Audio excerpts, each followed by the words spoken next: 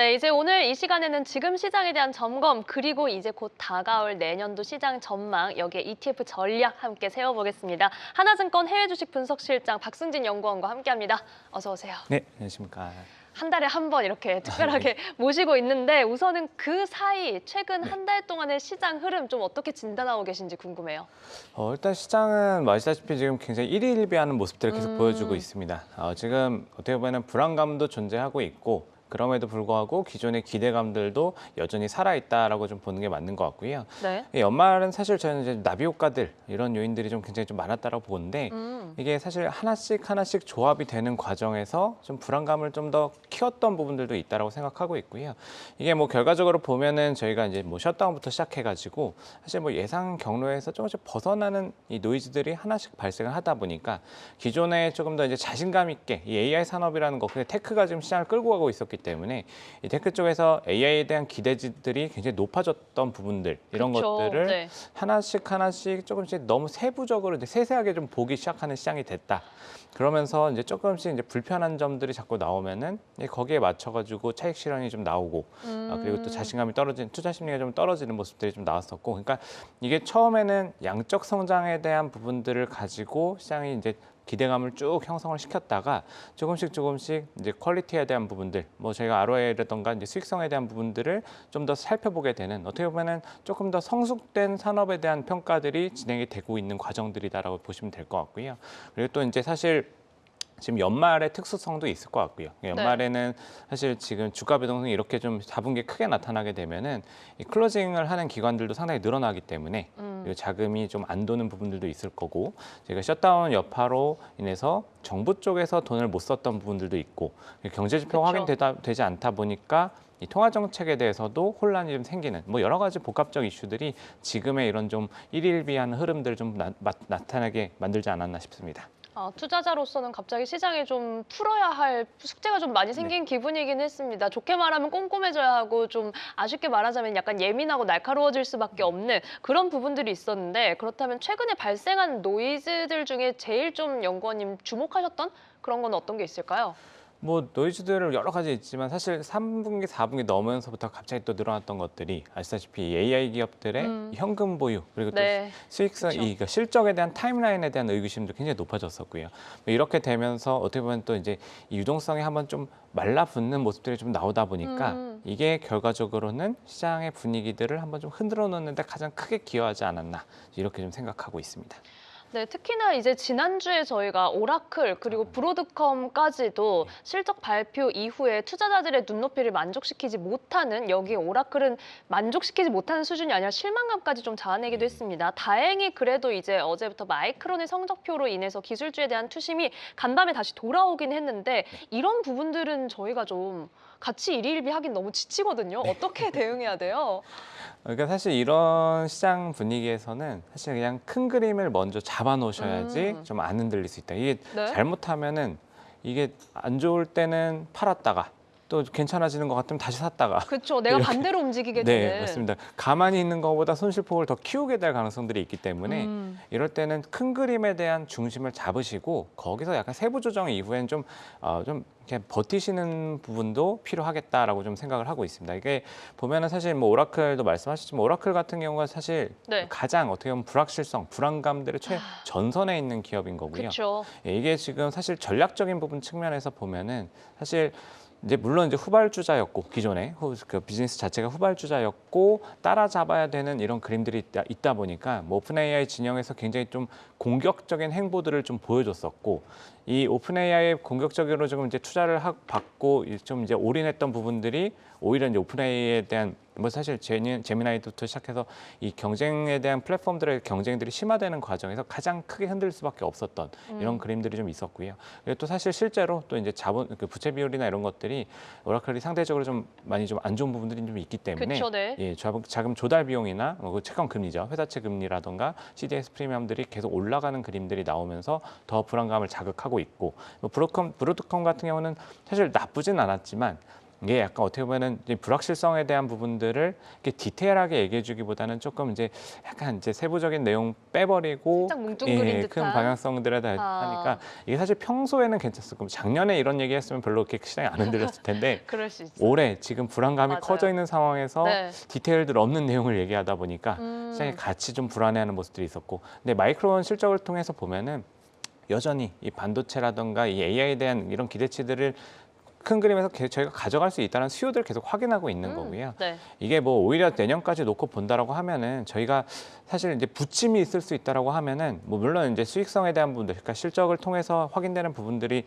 빨리 좀 저희가 가시화됐으면 좋겠지만 뭐 이게 아니더라도 이게 지금 어떻게 보면은 여전히 투자가 계속 진행이 되고 있고 반도체나 뭐 전력 쪽에서의 병목 현상들이 오히려 이 재료에 대한 부분들에 대한 의구심이 좀 있다라는 것들을 살펴보시면 여전히 산업에 대해서는 큰 그림에서는 긍정적인 부분으로 좀 보시는 게 맞지 않나 이렇게 좀 생각하고 있습니다. 간밤에 나왔던 물가 지표도 저희가 셧다운 이후에 처음 확인을 하게 네. 되는데 이게 이제 시기적으로는 조금 맞아졌어요. 막 9월 지표 보다가 이제 네. 11월 지표를 보게 됐으니까 그런데 예상치를 크게 좀 하회를 하면서 이번에 신뢰해도 되는 데이터인가 이런 물음표는 좀 생기는 것 같거든요. 이게 사실 그 10월 달이 제대로 집계가 되지 않은 상황이기 때문에 이게 지금 데이터들을 확인하는 과정들에 대한 의구심들이 좀 생기고 있습니다. 그쵸. 또 생각보다 너무 낮기도 했었고요. 지금 사실 뭐 저희가 아시다시피 셧다운 이전에 BLS 국장이 교체되는 이슈도 있었고 어쨌든 트럼프 대통령의 조금 입김이 좀 세질 수 있는 상황에서 물가 지표가 너무 조금 이제 낮게 나오다 보니까 네. 시장에서는 이 수치들을 하나씩 보는 과정에서 조금 이제 노이즈들 약간 의구심을 좀 표하고 있는 것 같습니다. 아하. 네, 사실 실제로 저희 BLS 들어가가지고 이제 BLS에서 이 공표한 데이터들을 확인하면은 사실 빈칸이 상당히 많습니다. 빈칸을 채워넣지 않고서 구멍난 지표네요. 네, 맞습니다. 이게 평균치를 가지고 산정을 했었고 이게 뭐 지금 시장에서 가장 얘기가 많이 되고 있는 부분 중에 하나가 주거비입니다. 주거비를 주거비. 거의 뭐 이게 OER이라고 하는 그러니까 자가 임대 그 가정하는 그 수치가 있는데 이 비중 자체를 거의 0으로 지금 계산을 한 것 같다. 이런 추정들이 좀 나오고 있고 이 항목이 상당히 좀 낮게 나왔기 때문에 0.135% 나왔기 때문에 굉장히 좀 낮게 나온 수치 자체가 좀 약간 왜곡된 부분들이 있는 것 같다는 추정들을 하고 있고요. 실제로 또 0이 나오기는 좀 어려운 부분들이 있기 때문에 그쵸. 이 가정에 대한 부분들이 조금 이제 의구심을 표하고 있는 부분들이 있고 그리고 이게 사실 저희가 고용도 그렇지만은 이 CPI랑 두 가지 지표들이 최근에 응답률이 상당히 떨어져 있습니다. 물론 이제 이 조사하는 입장에서 BLS도 인력의 문제가 좀 있었긴 했지만 네. 이게 CPI 같은 경우는 지금 일단은 이제 집계를 하는 과정들에서 보면은 한 3분의 1 항목 정도는 지금 거의 그냥 정확하게 파악이 안 되기 때문에 다른 지표들을 통해 가지고 산출을 해서 뭐 다른 지역 지표를 대입을 한다던가 그래서 이게 3분의 1 정도는 대체된 데이터를 가지고 네. 추정치를 가지고 반영해서 산출을 했고요.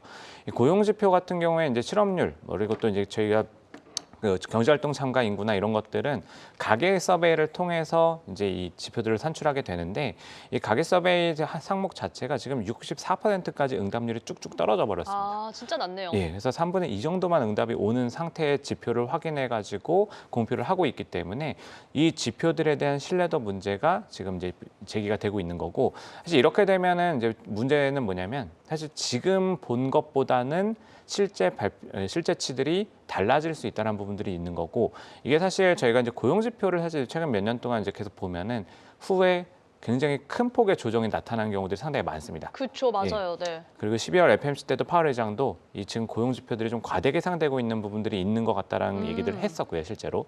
이런 부분들을 보면은 지금 시장이 조금 더 어떻게 보면 자신 있게 시장을 해석하기 좀 어려운 부분들이 아직까지 좀 남아 있기 때문에 어떻게 보면 이거는 사실 뭐 좀 더 뚜렷해지는 부분들은 시간이 가면서 형성이 되긴 하겠지만 그리고 또 사실 방향성 이슈는 아니라고 보지만 이제 조금 이제 선반영하는 부분들, 선제적으로 기대감들을 자신 있게 시장에 반영하는 것들은 좀 이제 떨어질 수 있기, 낮아질 수, 약화될 수 있기 때문에 이게 이제 시장의 변동성들을 좀 더 키울 수 있는 부분들은 일부 좀 남아 있다 이렇게 보셔도 될 것 같습니다. 아, 시장의 변동성이 최근에 커졌는데 더 커질 수도 있는 그런 문제가 우선은 생겨 있는 상황입니다. 지금 이제 물가 지표를 저희가 밀린 부분들을 하나하나 좀 확인을 해야 되는데 여기와 관련된 부분 저희가 짚어드렸고 자 그렇다면 이제 이 내년도 시장을 도대체 저희가 좀 어떻게 대응을 해야 할지 궁금해하시는 분들 많이 계실 것 같아서 이제 저희가 박승진 연구원님과 함께 구체적인 좀 전략을 좀 짜보겠습니다.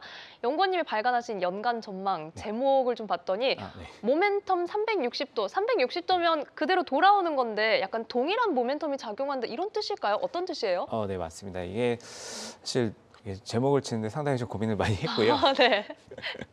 이게 어떻게 보면은 제목이 이제 이 의미들을 좀 보여주긴 해야 되겠는데 중요하죠. 시선도 네, 끌고. 그렇죠, 맞습니다. 이게 시선을 끌어야 되기도 하고 너무 뻔한 제목에 가면은 네. 재미가 하나도 없기 때문에 아니 사실 워낙 분량도 길다 보니까 아, 네. 제목 하나에 담기가 어려울 맞습니다. 것 같아요. 거의 100쪽이 네. 넘어가던데. 네. 사실 이게 재미없는 제목, 식상한 제목이 되면은 이게 진짜 길게 썼는데 아무도 안 보일 것 같아서 안 되죠. 보셔야죠. 네, 그래서 모멘텀 360도는 뭐 말씀하신 것처럼 맞습니다. 이게 기존 주도주들의 역할들이 내년에도 계속 될 수 있다. 아. AI 테마나 AI 산업에서 이제 파생된 시장의 이제 흐름들은 계속 될 수 있다라고 좀 말씀을 드리고 싶었고, 네. 사실 뭐 뒤에 더 있는 내용들은 사실 이 부분들이 확산되면서 시장을 끌고 갈 거다. 이런 얘기들을 좀 하고 싶었는데, 어쨌든 이게 전체적으로 보는 시각 자체는 지금과 비슷한 형태에서 좀 가게 될 거다. 좀 이런 의미를 좀 담았다라 보시면 될 것 같습니다. 아, 좋습니다. 사실 지금 최근에 시장의 이런 뭐 기업들의 실적이나 여기에서 갖는 궁금증이 그렇다면 내년도에는 이제 진짜 순환매가 막 이어지는 건가? 혹은 업종별로 내가 포트폴리오를 좀 많이 바꿔야 될까? 이런 질문 가지고 계신 분도 네. 계실 것 같은데 그와 관련해서 우선 주도주는 유지가 된다라는 큰 그림은 잡아주셨습니다. 그렇다면 저희가 이제 앞으로 마주하게 될 변수들을 좀 체크를 해봐야 될 것 같은데 사실은 연준을 봤을 때 내년도에 이제 의장 교체가 있고 과연 내년도에 금리 인하 속도를 좀 어떻게 가져가느냐 이 부분 많이 궁금해하실 것 같거든요. 네. 지금 시장은 사실 아까 말씀드렸던 것, 그 경제 지표들을 저희가 확인하는 과정에서 노이즈들이 많이 들어가 있습니다. 그쵸. 그리고 이제 시차도 발생을 하고 있고 네. 이런 과정들이 있기 때문에 그리고 또 사실 가장 시장을 혼란스럽게 만드는 것 중에 하나가 관세 정책이거든요.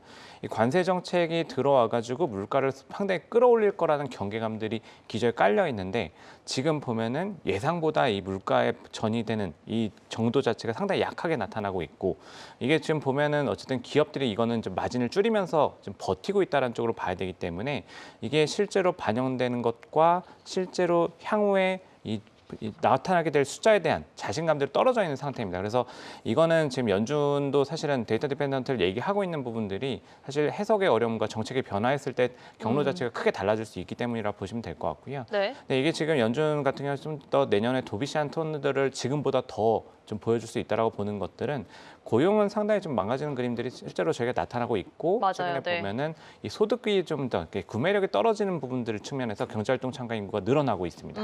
이런 것들을 보면은 실업률은 더 올라갈 거고 이게 뭐 달러트리라던가 월마트 실적이 좋다라는 것들은 이 소득에 대한 필요성들을 더 높이는 이런 시그널들을 저희가 보는 거기 때문에 이 실업률은 사실 좀 더 올라갈 수 있는 그림들이 있고요. 그리고 임금 상승률이 지금 떨어지고 있는 그림도 구인 구직 비율이 좀 예전 과거보다 굉장히 좀 완화되고 있다는 부분으로 보시면 될 것 같습니다. 그리고 물가는 아까 말씀드린 것처럼 관세에 대한 불확실성 남아 있지만 지금 사실 뭐 주지사 선거, 시장 선거 이런 거에서 민주당이 지금 다 이기고 있거든요. 트럼프 대통령은 맞아요. 지금 이제 슬슬 내년 중간 선거 고민한다라고 하면은 지난 11월에 식품 관세들 다 치웠던 것처럼 이 관세 정책을 조정할 가능성들이 높다라고 보시면 될 것 같고요. 이런 부분들에서 보면은 도비시한 톤들이 좀 더 강화될 수 있다. 연준 의장도 지금 또 다시 또 3명에서 4명으로 후보가 늘어났다고 얘기를 하고 있지만 어쨌든 본인의 결을 잘 반영시킬 수 있는 사람을 뽑을 거기 때문에 지금 시장이 조금 자신 없어하는 부분들은 점점 지표들을 확인하는 과정들과 정책 확인하는 과정에서 더 강해질 수 있는 방향으로 좀 보시면 될 것 같습니다. 네, 그렇다면 여기에 이제 AI 관련 주도주의 방향성도 다시 한번 강조를 해주셨는데 또 우리 박승진 연구원님께서 제일 잘 짚어주시는 게 저희 ETF 전략이잖아요. 어떤 쪽으로 좀 공략을 해야 할지 이게 제일 궁금하거든요.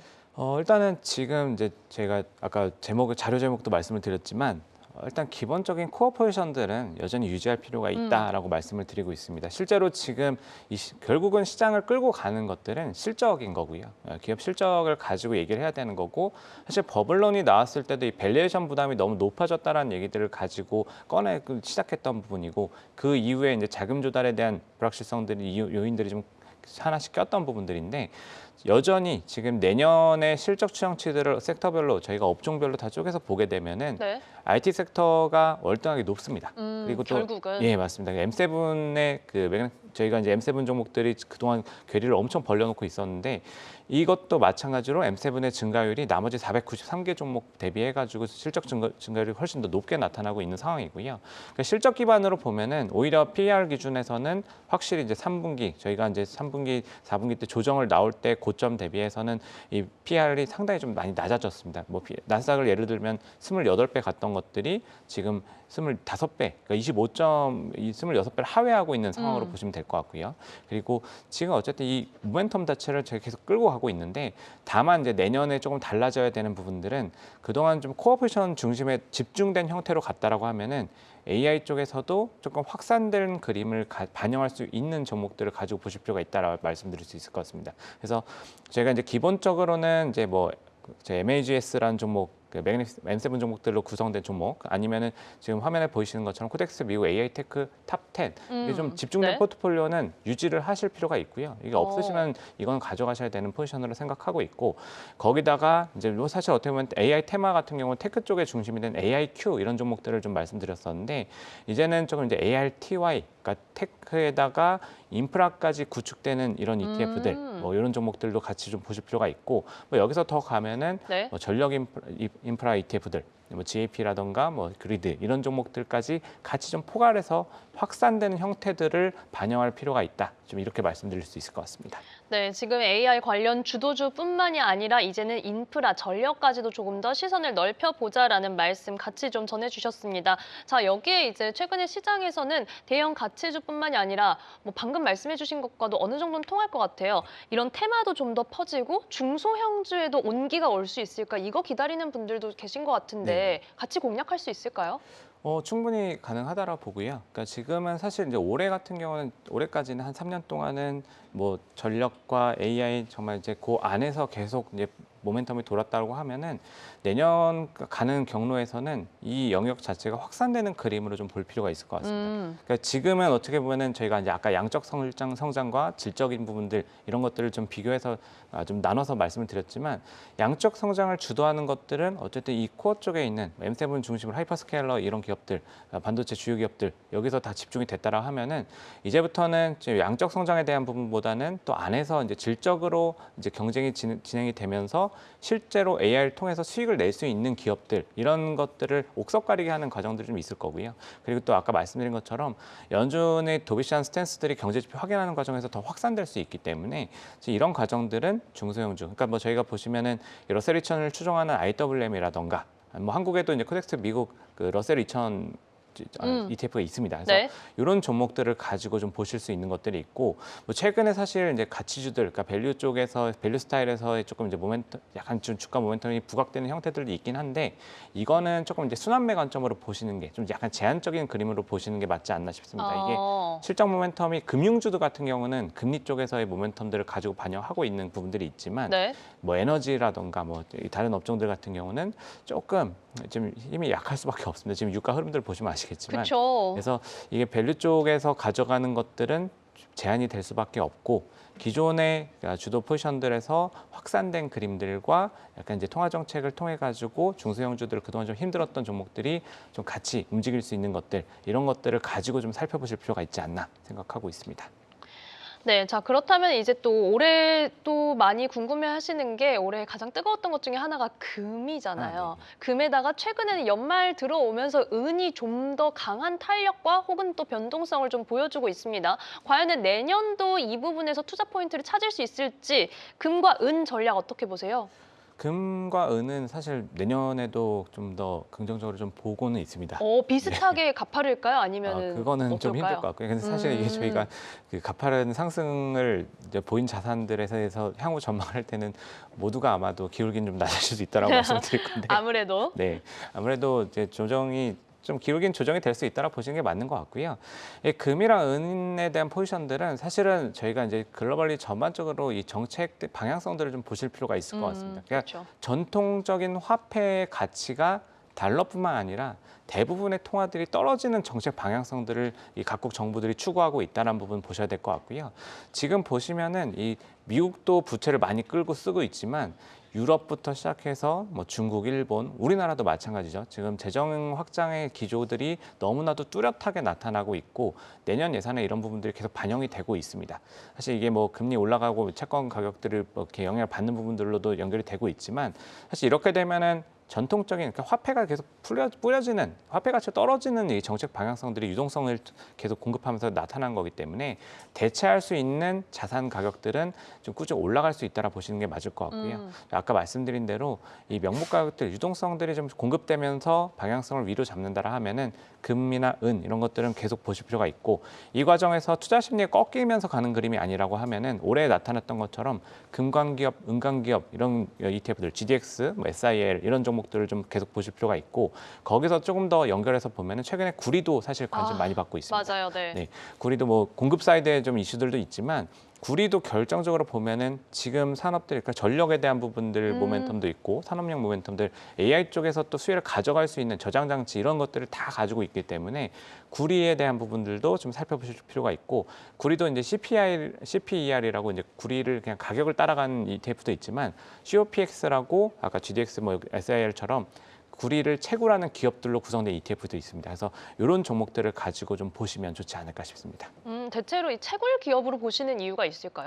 이게 주식시장이 안 좋은 과정에서 뭐 이렇게 금이 부각된다. 그러면 사실 금 현물에 그냥 좋습니다. 왜냐하면 주식시장 분위기가 안 좋으면 금광 기업들도 네. 주가가 영향을 받기 때문에 채굴 기업들의 분위기들이 당연히 안 좋은데 이게 사실 경기에 대한 부분들, 그러니까 정책적으로 이 주가를 끌어올리면서 가는 방향성에서 이 가격 모멘텀이 생긴다라 하면은 채굴 기업들이 오히려 투자 심리를 더 레버리지 효과를 좀 가져갈 수 있기 때문에 실적으로도 가져갈 수 있습니다. 맞습니다. 실적으로도 마찬가지로 있고 또 밸류에이션에서 프리미엄을 붙을 수 있는 그쵸. 부분들이 있기 네. 때문에 네, 금강기업, 은강기업 이런 거 말씀드리고 있습니다. 네, 금 GDX, 은 채굴 기업 SIL에 이어서 구리, COPX까지 함께 주목을 좀 해보겠습니다. 자, 한편으로는 이제 최근의 시장 동향을 보면은 AI 관련주들이 빠지면은 대신 뭐 소비재, 필수 소비재나 어떤 경기 방어주들이 좀 올라오는 이런 모습을 보여줘서 그렇다면 이렇게 나도 리스크 분산을 좀 해야 되나? 이런 부분들 궁금해하실 것 같아요. 네. 관련된 ETF 전략이 있을까요?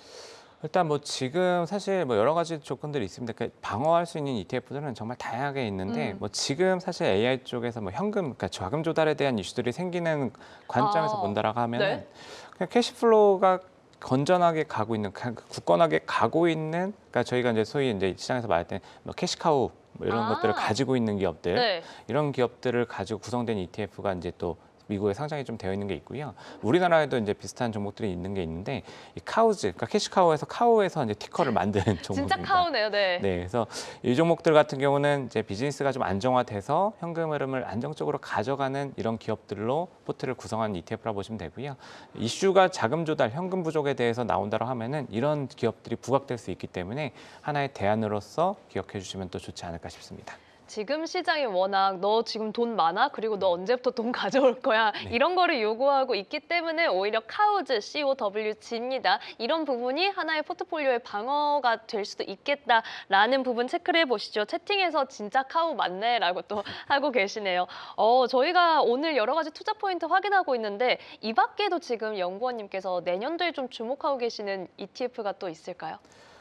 사실 저희가 이제 AI 가지고 이제 많이 말씀을 드렸지만 네. 사실 이제 기존에 저희가 이제 집중했던 코어 포지션들은 뭐 SMH 같은 반도체 ETF들 많이 보셨을 거고 또 MAGS, M7 종목들로 구성된 ETF 이런 것들 가지고 많이 보셨을 건데 네. 최근의 흐름들을 반영하면은 CHAT라는 종목도 좀 말씀을 드릴 수 있을 것 같습니다. 챗이네요. 네, 이거는 그 챗GPT에서 티커 따놨다고 보시면 될 것 같고요. 생성형 AI 기준으로 이제 테마를 만들었다라고 보시면 되는데 이 ETF의 가장 큰 특징은 앞서 종목들과 다르게 액티브 ETF입니다. 그러니까 미국의 액티브 ETF는 우리나라랑 좀 다른 게 정말로 그냥 이 안에서 자유롭게 운용력들이 판단에 따라서 굉장히 유연하게 가져갈 수 있는 특징들이 있고 기존의 반도체 ETF 이런 것들은 사실 종목을 선정할 때 지수방론 자체가 테크 섹터 안에서 이제 가져가야 되는 종목을 선정해야 되는 기준들이 있는데 이 CHAT는 그게 이제 적용이 안 되고요. 그러니까 사실 지금 최근에 보면 알파벳, 그러니까 TPU를 지금 하면서 부각이 됐던 알파벳 같은 경우 커뮤니케이션 서비스 업종이거든요.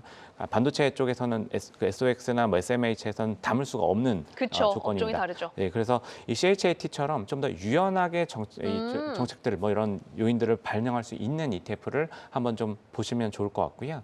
이거 외에도 사실 뭐 아까 전력에 대해서 뭐 GAP나 URA 이런 것들은 전력 테마나 원전 테마 관점에서 보실 필요가 있고 또 사실 산업재나 소재 같은 경우는 사실 저희가 상호관세 이후에 품목별 관세를 통해서 보면은 이 기업들의 투자를 끌어내면서 그리고 또 미국은 아직도 인프라가 굉장히 좀 낙후된 부분들이 많습니다. 그래서 이 투자를 가져오면서 부각시킬 수 있는 인프라 테마 ETF들 같은 경우는 이제 페이브라는 종목이 있고 길을 깔다 인프라 맞습니다. 페이브. 네. 이런 식으로 이제 ETF를 만들기 때문에 그리고 또 이 미국 제조업, 그러니까 미국에서 제조업. 제조를 하는 기업들로 구성된 메이드라는 종목, 이런 두 가지 종목도 약간 다른 업종들 보고 싶다라고 하시면은 이런 ETF들 한번 좀 살펴보시면 좋지 않을까 싶습니다. 네, 업종을 조금 더 다양하게 가져가신다면은 페이브와 메이드, PAVE 그리고 MATE 제조업까지 함께 보실 수가 있고요. 여기에 CHAT입니다. 지금 저희가 AI 관련해서 이 테마 액티브 ETF 이 부분까지도 함께 좀 체크를 해보시고 전력까지도 여전히 내년도에도 유효하다 이 모멘텀에 대해서 이야기를 같이 해주셨습니다. 내년도 포트폴리오가 좀 든든해지는 것 같은 기분이 드는데 여러분들도 한번 투자 전략에 같이 참고를 해보시죠. 오늘 말씀 너무 고맙습니다. 하나증권 해외주식 분석실장 박승진 연구원과 함께했습니다. 고맙습니다. 감사합니다.